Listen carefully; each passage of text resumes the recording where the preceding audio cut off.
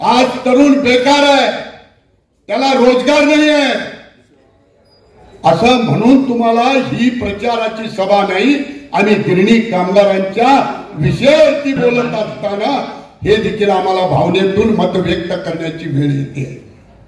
Sorry माझ्या मित्र, अनेक प्रश्न आहेत तुमच्या माझ्या समोर।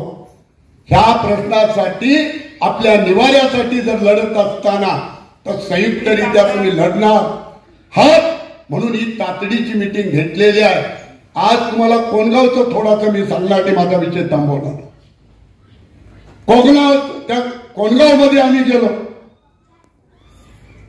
त्या ठिकाणी मिस्त्री आहेत, सावंत आलेत का? सॉरी, आमचे पत्रकार माटल साहेब आहेत, तिकडे दुसरे सहकारी बसलेले आहेत, माफ करा मला काही सगळ्यांचीच नाव माहिती नाही। अचानक झालेला कार्यक्रम, मोहिते साहेबांनी आदेश दिला वा त्या कोणगावला जावा आणि तुम्ही मीटिंग करून या। त्या मीटिंगला गेलो, म्हाडाचे अधिकारी होते।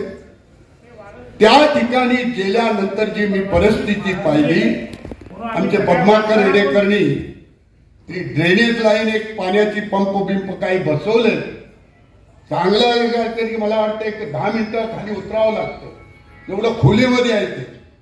आता 52 कोटीचा विषय सांगितला, पण मला वाटतं 50% ते दादरा खालीच वाटप झालं असं होतं।